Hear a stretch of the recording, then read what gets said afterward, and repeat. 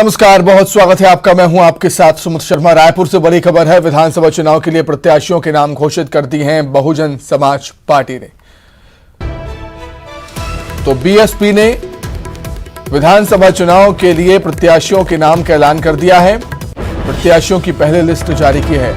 दाऊ राम रत्नाकर, इंदु बंजारे समेत 9 नाम सूची में शामिल हैं। रायपुर से बड़ी खबर आपको बता रहे हैं। विधानसभा चुनाव के लिए प्रत्याशियों का ऐलान कर दिया है बहुजन समाज पार्टी ने। पहली सूची जारी की है। प्रत्याशियों की पहली लिस्ट जारी की है। दाऊ राम रत्नाकर, इंदु बंजारे समेत 9 नाम इस सूची में शामिल। अधिक जानकारी के लिए हम बातचीत करेंगे। हमारे डिप्टी एडिटर अभिषेक शुक्ल हमारे साथ जुड़ गए हैं फोन पर। अभिषेक, बड़ी खबर, बहुजन समाज पार्टी की तरफ से पहली लिस्ट जारी हुई प्रत्याशियों की। बिल्कुल, देखिए, बहुजन समाज पार्टी ने आज अपने 9 लोगों की लिस्ट जारी कर दी है।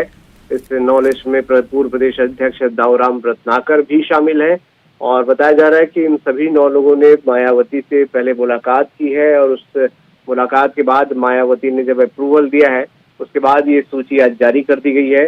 बिलासपुर जिले के मस्तूरी से बसपा के जो पूर्व प्रदेश अध्यक्ष दाऊ राम रत्नाकर हैं उनको टिकट दी गई है। बेमेतरा से नवागढ़ विधानसभा क्षेत्र से ओम प्रकाश वाजपेयी, जांजगीर चांपा से राधेश्याम सूर्यवंशी, शक्ति जिले से जयपुर से केशव प्रसाद चंद्रा, जांजगीर चांपा के पामगढ़ से इंदु बंजारे और अकलतरा से डॉक्टर विनोद शर्मा, सारंगढ़ से बिलाईगढ़ जिले के श्याम टंडन। तो ये कुछ ऐसे नाम हैं जो कि बसपा ने जारी कर दिए हैं और लिस्ट जारी करने में कम से कम बसपा यहाँ पर आगे निकल गई है और ये बता भी रहा है कि बसपा इस चुनाव को बहुत गंभीरता के साथ छत्तीसगढ़ में लड़ने जा रही है। ठीक है अभिषेक, बहुत धन्यवाद आपका जुड़ने के लिए, तमाम बातचीत के लिए बहुत शुक्रिया। आगे बढ़ेंगे। राजधानी रायपुर में स्कूली छात्राओं ने प्रदर्शन किया। स्कूल के पास साबुन फैक्ट्री की बदबू से परेशानी थी इनको। बदबू की वजह से छात्राओं की तबीयत भी बिगड़ रही थी। बड़ी संख्या में छात्राओं ने फैक्ट्री का घेराव किया। छात्राओं ने फैक्ट्री को बंद करने की मांग की। हीरापुर के गुमा गांव का मामला है।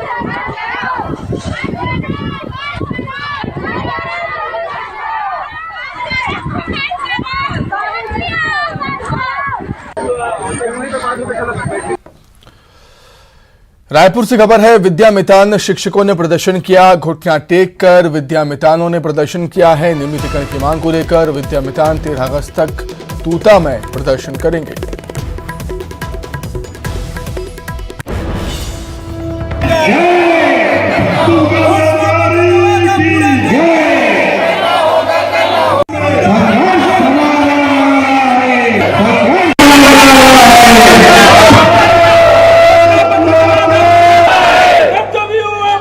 अनिश्चितकालीन आंदोलन का दूसरा दिन है जिसमें हम घुटने के बल पे आकर के माननीय मुख्यमंत्री जी से निवेदन करना चाहते हैं कि जो आपने 2018 के जन घोषणा पत्र में हमें नियमितीकरण का वादा किए थे उसी वादा को पूरा कराने के लिए हम लोग आज मैदान पे आए हुए हैं। पूरे 5 साल तक भूपेश है तो भरोसा के नारा हमने लगाया है और आपके साथ रहा है। हम निवेदन करते हैं, प्रार्थना करते हैं कि इस अंतिम समय की बेला में आपने जो जन घोषणा पत्र बनाया था उसका क्रियान्वयन करते हुए हमें नियमितीकरण की सौगात प्रदान करें, क्योंकि ये सौगात पुनः कांग्रेस की सरकार बनाएगी। हम भी चाहते हैं, भूपेश है तो भरोसा है और आगे की सरकार कांग्रेस की सरकार बने, परंतु उससे पहले हमें नियमितीकरण के दौर से आप सबको गुजरना पड़ेगा। तो छत्तीसगढ़ में आंदोलन का दौर लगातार जारी है और इसी कड़ी में दैनिक वेतनभोगी कर्मचारियों ने भी आंदोलन की शुरुआत कर दी है। प्रदेश भर के अलग अलग विभागों में 50,000 से अधिक दैनिक वेतनभोगी कर्मचारी हैं जो आंदोलन में हिस्सा ले रहे हैं। नियमितीकरण की मांग पूरी नहीं होने से कर्मचारियों में नाराजगी है। आक्रोशित कर्मचारी आर पार की लड़ाई के मूड में हैं। हमारी मांग केवल नियमितीकरण है, उसी के नाम को लेकर हम लोग आज यहाँ बैठे हैं धरना स्थल में धरना प्रदर्शन करने के लिए। विगत 7 दिनों से हमारा जिला स्तर पे यह कार्यक्रम चल रहा था। हल्ला बोल सद्बुद्धि महायज्ञ और कलेक्टर को ज्ञापन देने का काम हम लोग कर चुके हैं। आज 8 तारीख को हम यहाँ धरना स्थल में अपनी मांगों को पूरा कराने के लिए आए हैं। सरकार से मांग कर रहे हैं नियमितीकरण की, जो उन्होंने घोषणा पत्र में लिया था और वादा किया था कि 10 दिनों में हम लोग आपकी मांगों को पूरा करेंगे। लेकिन आज 4.5 साल बीत गया है, अभी तक हमारी मांगों को पूरा नहीं किया गया है। कितने कर्मचारी हैं? हम लोग प्रदेश में 50,000 कर्मचारी है दैनिक वेतनभोगी। इंदौर से खबर है, जहां जर्जर मकानों पर कार्रवाई हुई। खतरनाक मकानों पर निगम ने कार्रवाई की। शक्कर बाजार में जर्जर मकानों पर बुलडोजर चला दिया गया। ये जो जर्जर मकान होते हैं वो हादसों को न्योता देते हैं, किसी भी समय कोई भी बड़ा हादसा हो सकता है। यही वजह है कि इन मकानों पर, इन खतरनाक मकानों पर निगम ने कार्रवाई की है। शक्कर बाजार में जर्जर मकानों को बुलडोजर चलाकर जमींदोज कर दिया गया।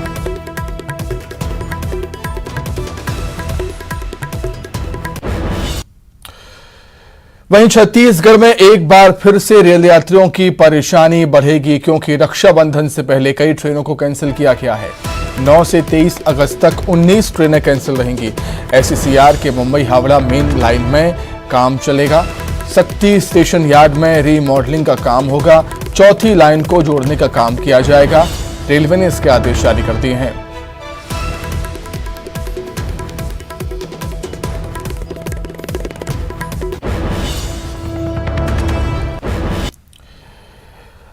पीसीसी अध्यक्ष कमलनाथ के बाद प्रदेश के गृह मंत्री डॉक्टर नरोत्तम मिश्रा कथा करवाने वाले हैं। 10 अगस्त से 6 दिवसीय कथा का आयोजन होगा। पंडित प्रदीप मिश्रा शिव महापुराण की कथा करेंगे। कलश यात्रा से कथा का शुभारंभ होगा। इस दौरान पार्थिव शिवलिंग का निर्माण और रुद्री पाठ भी होगा। गृह मंत्री नरोत्तम मिश्रा ने कहा है कि कथा आस्था का विषय है, इसका राजनीति से कोई लेना देना नहीं है।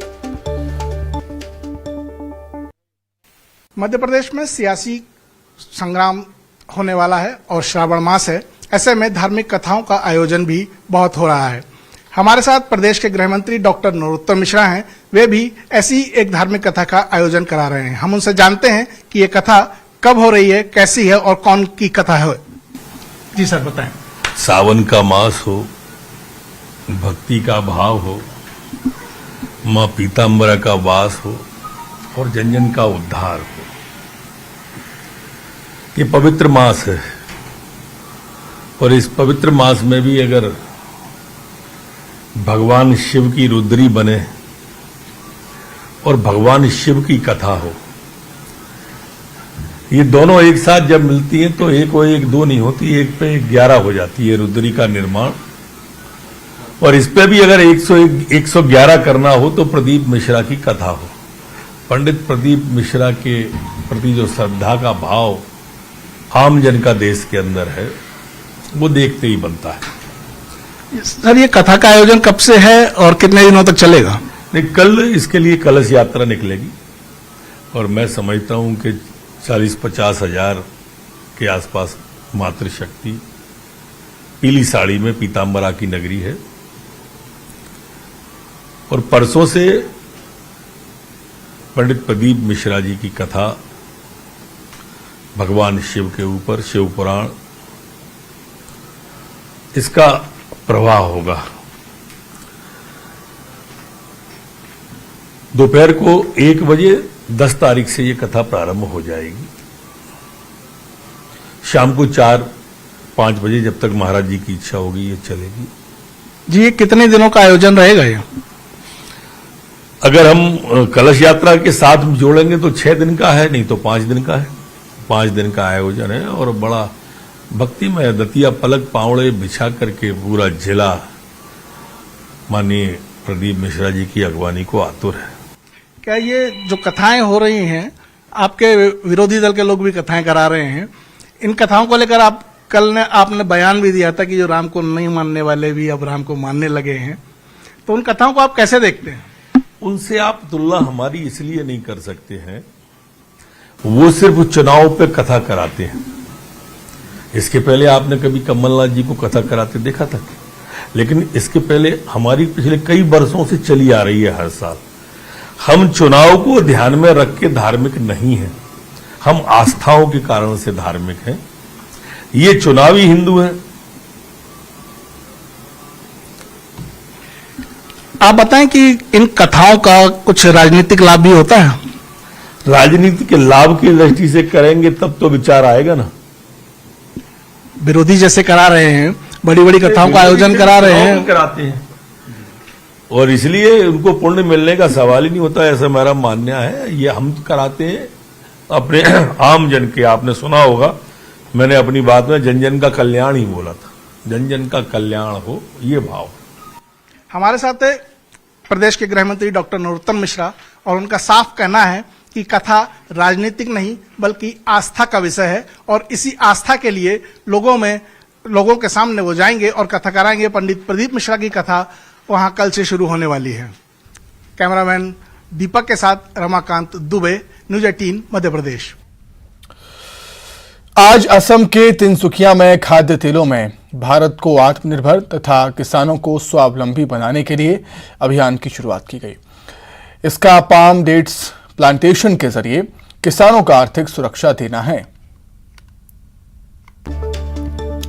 असम में बाबा रामदेव के पतंजलि फूड्स ने 60,300 हेक्टेयर एरिया में 2025 से 26 तक प्लांटेशन का टारगेट रखा है।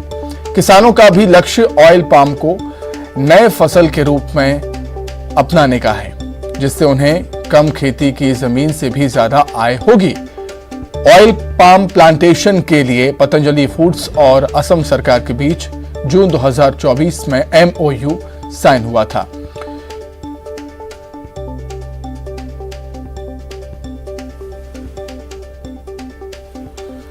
इस अभियान में बाबा रामदेव और असम के मुख्यमंत्री हेमंत बिस्वा शर्मा भी शामिल हुए।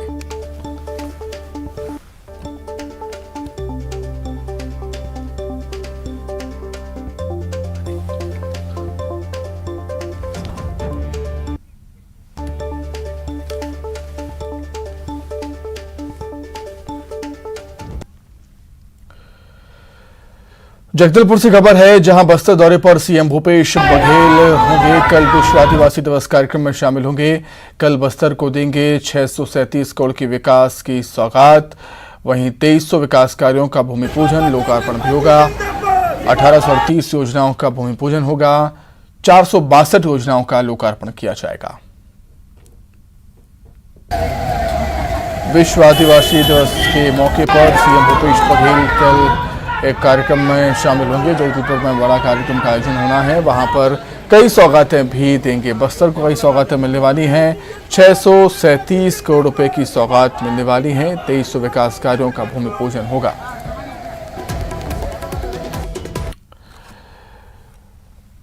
वहीं सीएम भूपेश बघेल ने बड़ा बयान दिया नक्सलियों को लेकर। सीएम का कहना है, कांग्रेस सरकार ने नक्सलियों को पीछे धकेला। अगले 5 साल में नक्सली और पीछे हटने को मजबूर होंगे। कि पहले तो आदिवासी देखते ही लोग नक्सली मानते थे, या तो उसे गिरफ्तार कर लेते या गोली मार देते थे। फर्जी इनकाउंटर कितने होते थे। अब ये बोल रहे हैं 15 साल में यही हुआ। पिछले 15 साल में यही हुआ। सैकड़ों आदिवासी को जेल में ठूस दिए गए। हमारे शासनकाल में सैकड़ों लोगों को हम लोग बाहर किया। फर्जी इनकाउंटर हुए नहीं, तो लोगों को विश्वास हुआ है। ये बड़ी उपलब्धि है। अब नक्सली धीरे धीरे पीछे हटते जा रहे हैं। अगर आपके ही हाथ में कमान रहती है और यही सिनेरियो रहता है तो क्या लगता है आपको? कांग्रेस की सरकार, मैं ये नहीं कहता कि ये इस तारीख खत्म हो जाएगा या इतने महीने खत्म हो जाएगा, लेकिन ये मैं कह सकता हूँ कि इन 5 सालों में नक्सली बहुत पीछे हटे हैं और अगले 5 साल में नाम मात्र के हो सकते हैं, लेकिन अब नक्सली भी लड़ाई के ट्रेंड बदल दिए हैं। छत्तीसगढ़ में सरकार ने सहायक शिक्षकों के प्रमोशन रद्द करने का फैसला लिया है। सरकार के फैसले पर विपक्ष ने बड़ा आरोप लगाया। पूर्व नेता प्रतिपक्ष रामलाल कौशिक ने कहा कि शिक्षा के क्षेत्र में बड़ा घोटाला हुआ, करोड़ों का लेन देन भी हुआ है। देखिए, अब वो जो फैसला सरकार लिए हैं, लेकिन एक बात तय हो गया कि शिक्षा के क्षेत्र में बड़ा घोटाला सामने आया। इस बात को विधानसभा में भी हम लोग उठाए थे कि लेन देन हो रहा है और लेन देन करके पोस्टिंग हो रही है, लेकिन उस समय मानने को तैयार नहीं थे। लेकिन शिक्षा मंत्री जब परिवर्तन हुए, ये मामला सामने आ गया। सामने आने के बाद में उनको निलंबित करने का काम हुआ। अब निलंबित करने के बाद में जो आगे की प्रक्रिया सरकार कर रही है, उसमें मेरा केवल ये कहना है कि लोगों को परेशानी ना हो, एक जिला से दूसरे जिला जाना ना पड़े और उसी जिला में उसके सुविधाजनक पोस्टिंग हो जाए, तो मुझे लगता है उनके साथ में न्याय होगा। लेकिन ये बात को साबित हो गया कि शिक्षा के क्षेत्र में बड़ा घोटाला उजागर हुआ है, करोड़ों रुपए इनके द्वारा ली गई है। बीजेपी महामंत्री ओपी चौधरी ने सरकार के खिलाफ जमकर हमला बोला। उन्होंने सहायक शिक्षकों के प्रमोशन में घोटाले का आरोप लगाया। ओपी चौधरी ने कहा कि प्रदेश के शिक्षा विभाग में माफिया राज चल रहा है। पैसे लेकर पदस्थापना में संशोधन किया गया। हर जगह से, चाहे वो शिक्षा, ये भ्रष्टाचार, ये जो माफिया राज शिक्षा व्यवस्था में इन्होंने स्थापित किया है, सरकार ने खुद इस भ्रष्टाचार और माफिया राज को स्वीकार कर लिया है और ये पूरी तरह से सेटिंग की सरकार, एटीएम सरकार चल रही है। 15,000 लोगों का प्रमोशन किया गया और इस प्रमोशन करने के बाद पदस्थापना के लिए काउंसलिंग की आयोजन ही नहीं किया गया। भारतीय जनता पार्टी की जब सरकार थी तो हर शिक्षकों के सभी पदस्थापना को काउंसलिंग के आधार पर किया जाता रहा। एक ट्रांसपेरेंट, पारदर्शी व्यवस्था के तहत यह किया जाता रहा। लेकिन दुर्भाग्य की बात रही कि 15,000 सहायक शिक्षकों की प्राइमरी स्कूल हेडमास्टर के रूप में प्रमोशन करते हुए काउंसलिंग के नियम का, काउंसलिंग की व्यवस्था का इस कांग्रेस राज में पालन ही नहीं किया गया। उन मूल रूप से इसमें अगर कोई संलग्न रहा है तो कांग्रेस के नेताओं के पत्र के आधार पर अधिकारियों ने किया है। कांग्रेस सरकार और कांग्रेस के मुख्यमंत्री इसके जिम्मेदार हैं, जिन्होंने भ्रष्टाचार करके, माफिया राज करके, इस तरह से पैसे को इकट्ठा करके गांधी परिवार को पहुंचाने का काम किया है। हम मुख्यमंत्री जी से कुछ जवाब चाहते हैं, हमारे कुछ सवाल हैं। मुख्यमंत्री जी इन सवालों का जवाब दें। इन लोकतंत्र में विपक्ष धर्म हम निभा रहे हैं, वो सत्ता पक्ष का धर्म निभाएं, ये हम बात रखना चाहते हैं। आखिर क्यों हाई कोर्ट को बीच में आकर अनेक शिक्षकों के तबादला आदेश को निरस्त करना पड़ा, इसका जवाब मुख्यमंत्री भूपेश बघेल जी को देना चाहिए। इसी के साथ ही फिलहाल इस बुलेटिन में इतना ही। खबरें लगातार जारी हैं। नमस्कार। 6 states, 1200 किया था निरीक्षण। MTH अस्पताल